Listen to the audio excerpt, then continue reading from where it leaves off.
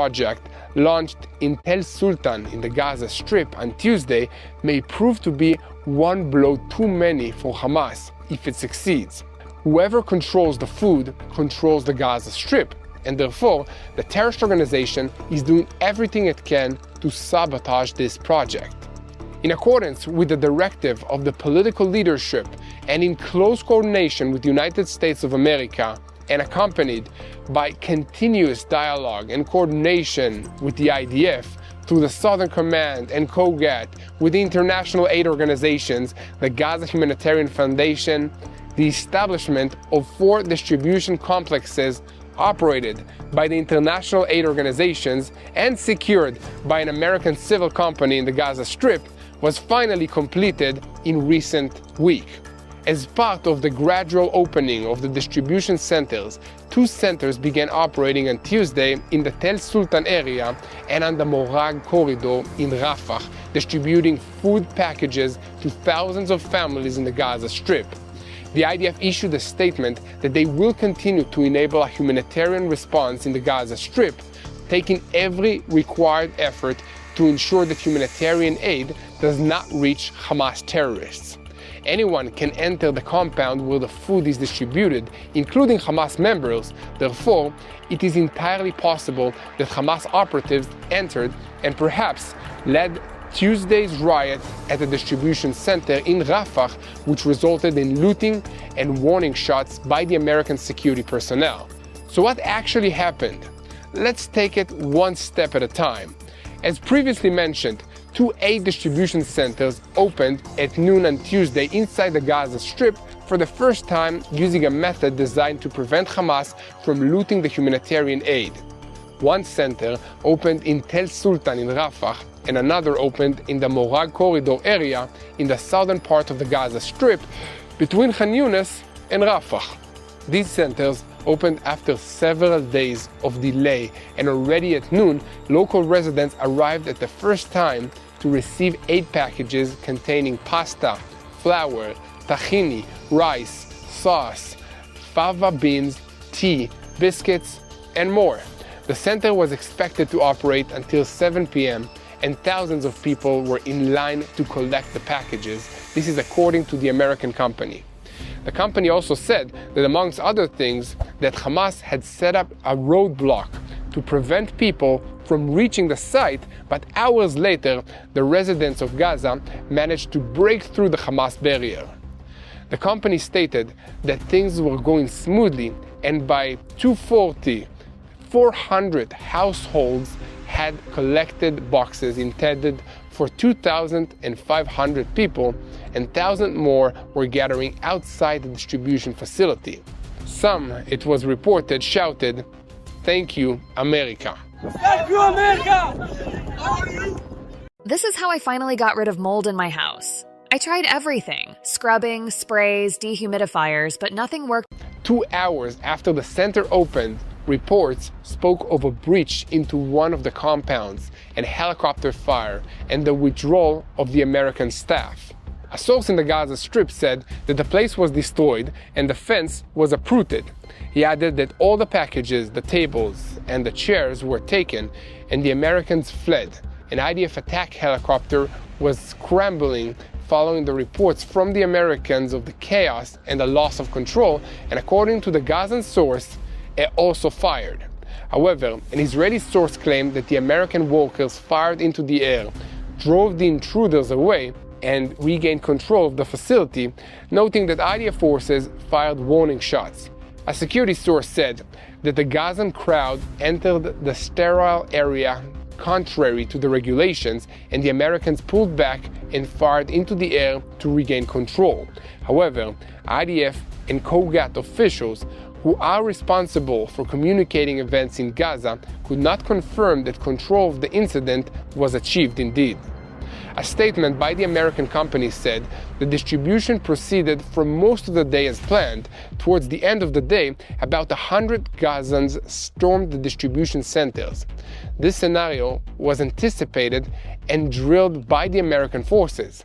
The force allowed the crowd to take the remaining daily supplies at the center in order to prevent loss of life.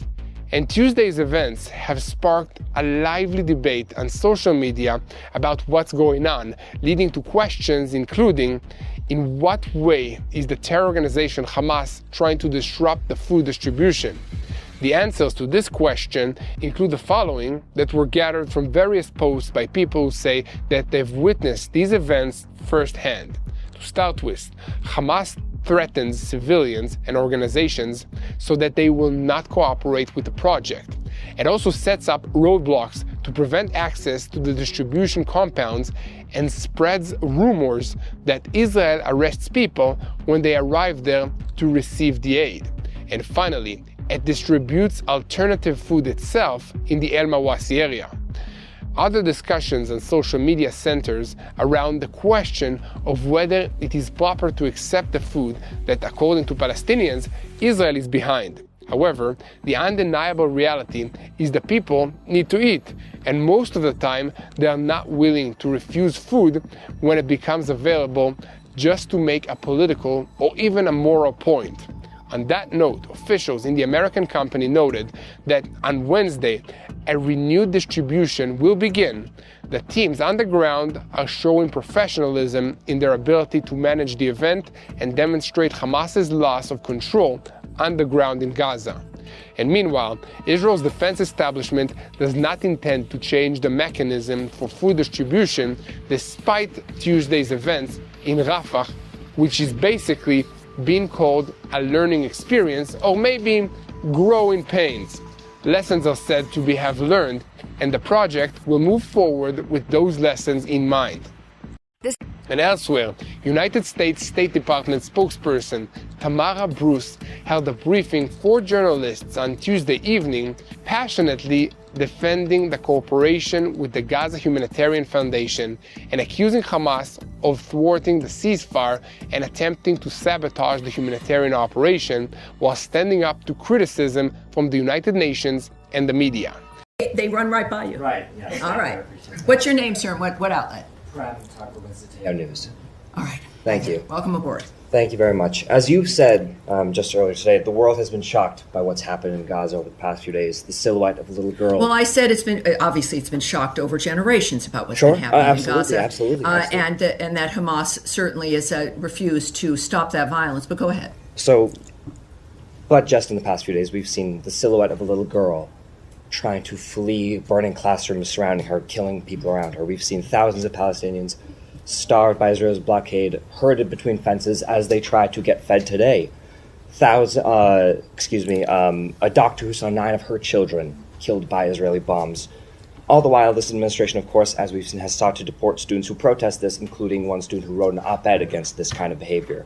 The administration came in telling Americans it would be more pro-peace, more anti-war than the previous. This is beginning to sound like a soliloquy, sir. Do you have a question, please? Do you have a question, please? I'm curious. Yes, that's a very serious issue, and everyone has your question. Yes. So please ask it. I wonder how you see this administration being more pro-peace or more anti-war than the previous administration, given these kinds of horrors that Americans are witnessing. Yes, well, it is a dynamic where, as I also just mentioned a little bit ago, we did achieve a ceasefire, something which nobody thought would be possible after the heinousness of October 7th, the nature of what had occurred on that day, the fact that there has to be a new way, the president has stated, we have to have new ideas to make a difference so this stops and doesn't go from generation to generation, which all of us have experienced. It's right, wash, rinse, and repeat over and over and over again, every 20 years. And it would never stop. I think that what we've got here is after, I don't know, what has it been, 3 months, a bit over 100 days of President Trump, managing to get, I think, every warring party, every hostile party against other people on this planet to a table to stop. Now, that's the simple part. Making things happen and making it last is another thing. Hamas, we did have a ceasefire. And then Hamas decided once again that was just not going to do, and they continue to do what they do. That, first of all, again, regarding that particular issues over the last few days, we call on all parties to this conflict to take every feasible measure to mitigate civilian harm. We refer you to Israel for more information on its airstrikes. And we also know, as we all do, and this is one of the things that we've discovered time and time again, that Hamas uses hospitals and other humanitarian areas as human shields. This is why we continue to try to get a ceasefire done, despite the obstacles that Hamas constantly presents. It is if you watch that we would just give up and go away, or that the usual status quo would continue. But President Trump is not that person. He's a person who gets it done. And after decades of conflict, I understand you're frustrated after maybe 3 months of it not being perfect yet.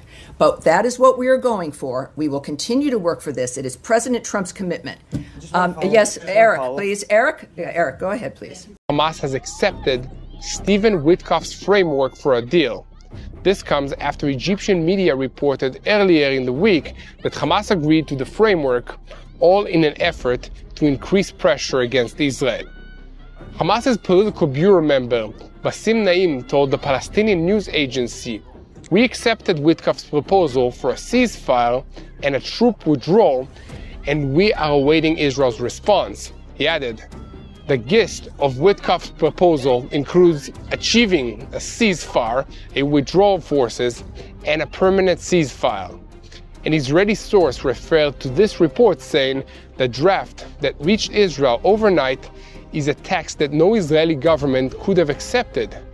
Its meaning is abandonment of the war's objective, a de facto surrender. It is very far from the framework advised by Stephen Witkoff and indicates no genuine desire by Hamas to bridge the gaps between the two sides. Israel is determined to bring back all the hostages. Negotiations will be conducted under fire, and Hamas will return all of our hostages, or, if it does not lay down its arms, will be defeated militarily. Israel is determined to. And meanwhile, according to new details that were revealed on Tuesday about the hostage deal talks in Doha, Qatar, it turns out that Hamas representatives abroad approached the Trump envoy Steve Witkoff and offered to enter a framework for hostage release and a ceasefire. But they also demanded that the ceasefire extend over 90 days, not the 60 days that are approved by Israel. According to the reports, Israel rejected this offer, and Witkoff approached Hamas in the last 24 hours and announced, "You will not get 1 day beyond 60 days." Witkoff was also quoted as saying that what he has heard from the terror organization so far is disappointing and completely unacceptable. Israeli airstrikes and perhaps occasionally a limited ground maneuver. But that was it. For years, Hamas knew that no matter what it did, Israel would respond with the minimum counterstrikes necessary to restore quiet.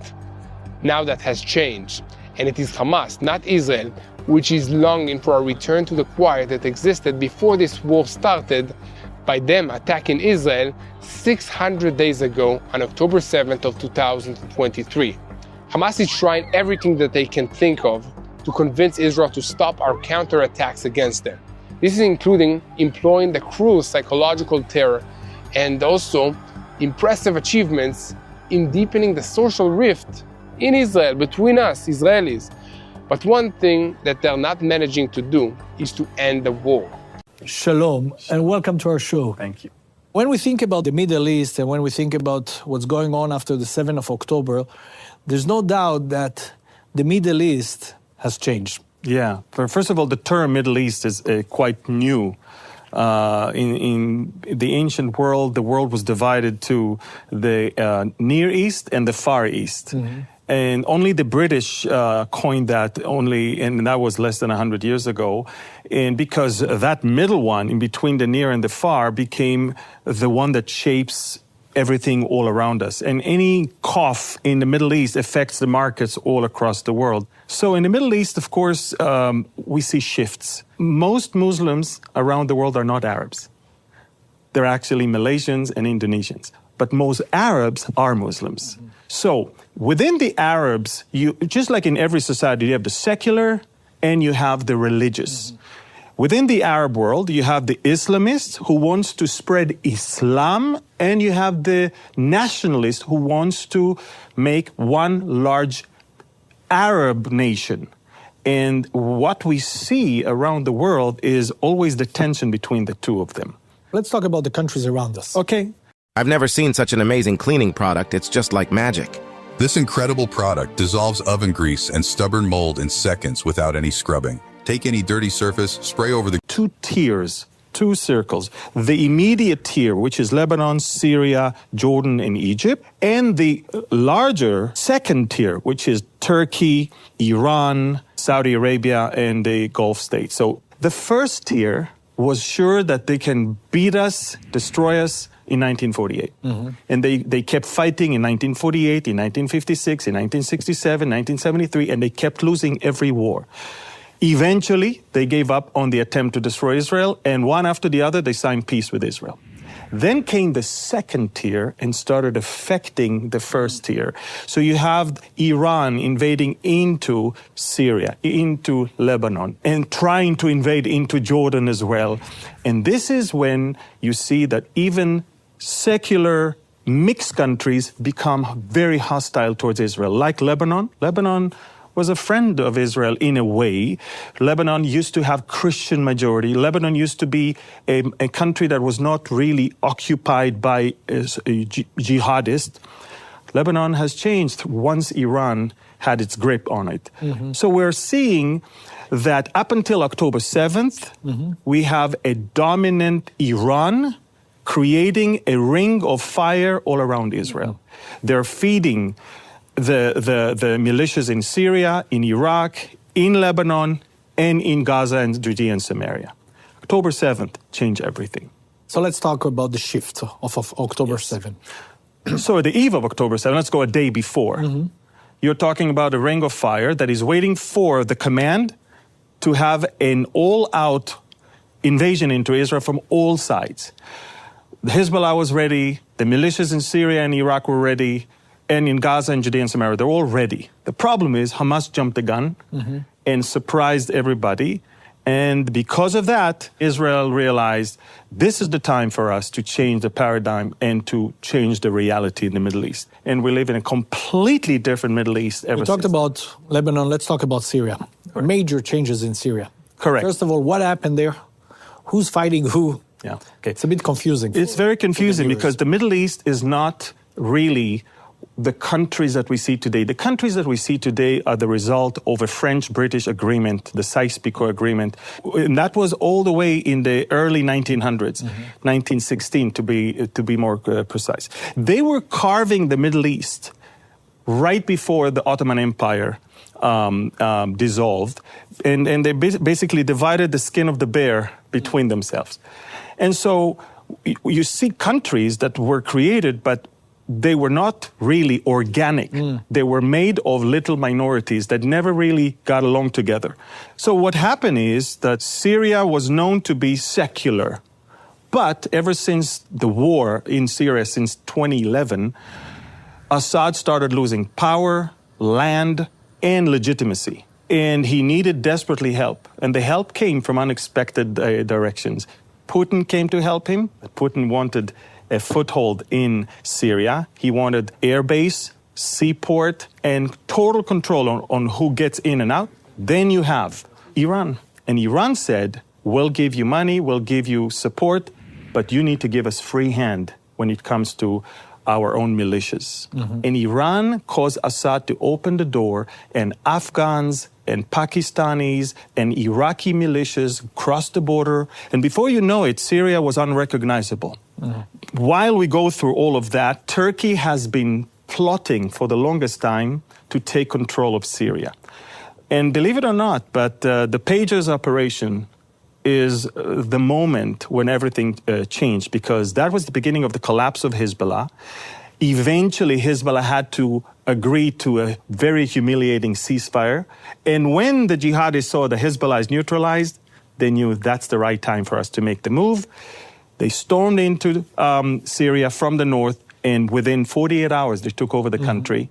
And Syria today is controlled by ex-ISIS/Al-Qaeda terrorists. But it looks like they they want peace. It looks like they want to join into the Abraham Accord. We see now President Trump in the Middle East, mainly in the Gulf countries, and sitting with the new president of Syria, trying to bring them into the only thing that changed civilization. The only thing that changed is the outfit of the president.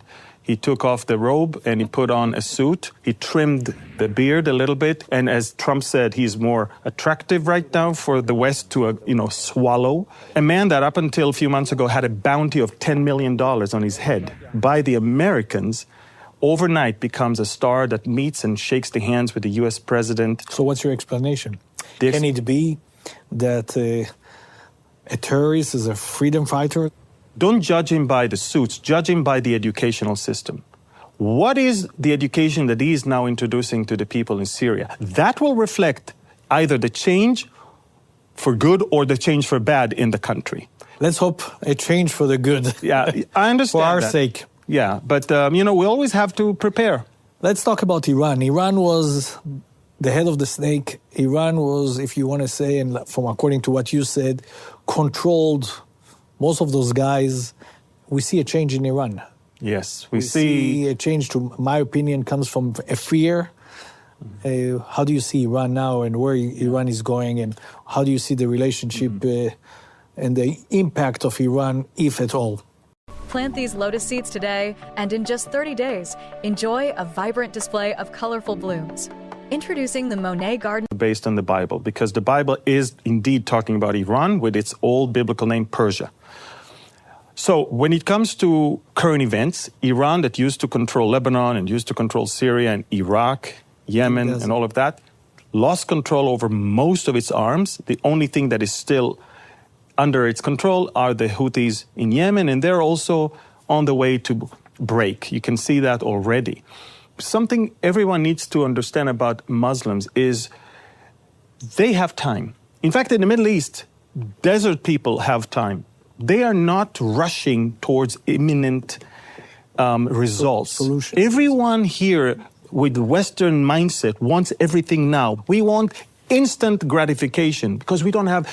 The Arab world doesn't work like that. The Muslim world has... In fact, in their own Quran, in the 2nd chapter, in the 153rd verse, it says, Allah is with the patient. And the sabirin, the patient ones. And for them, to be patient means that even if you suffer a blow and another one, and even if things are changing in the geopolitical realm, just stoop down a little bit, let that bad thing go. You see, the Iranians know one thing. President Trump has borrowed time, 3 more years.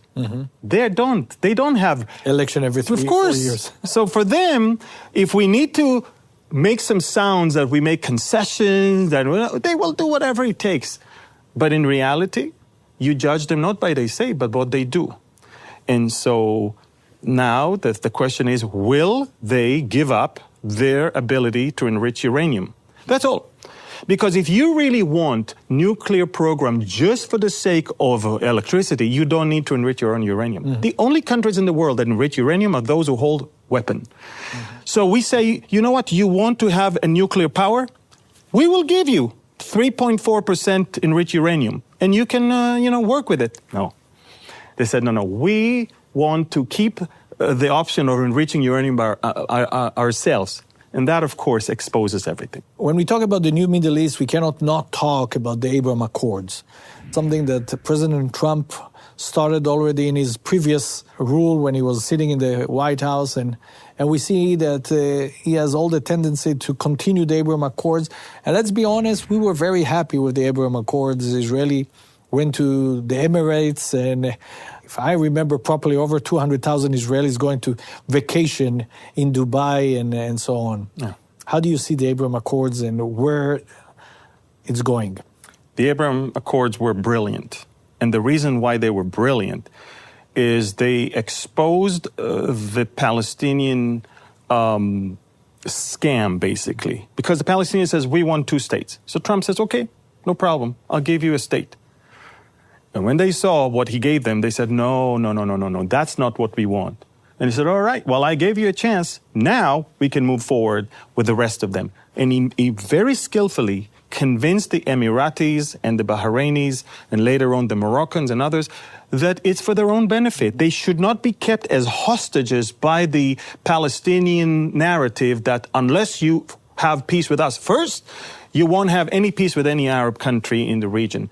And that broke everything. And thankfully, I think these are the single most important. I think for that, Trump should have won the Nobel Peace Prize. I don't think he needs to fight for getting one now. He should have gotten it already. And the whole idea was to show that through economic relations, you can actually achieve much more. Boycotting Israel. Which is genius. It's super genius. Yeah. But again, remember, the obstacle has always been they were afraid from what the Palestinian thing is going to do to them if they go too early. So Trump very skillfully said, I have the deal of the century. Remember, the deal of the century was the first thing he brought. And that was, two-state solution. Okay, fine. Palestinians never miss an opportunity to miss an opportunity. It's sad, but it's true. It is. And so, we're talking about the Middle East, we're talking about the new Middle East, we're talking about the huge shifts in the Middle East. What's the opportunities for Israel and what's the risks for Israel? Well, first of all, the opportunities is that we can, for the first time, not be a country that is under siege and under the auspices of other empires and superpowers. Biblically, and I think it's the most important thing. That was my next question. How do you see the Abraham Accords and those new alliances and new relationship vis-a-vis prophecies and Bible and so on? So biblically, the Bible says that in the coming big war that the world calls it Gog and Magog of Ezekiel 38. When you say biblically, can you tell us where?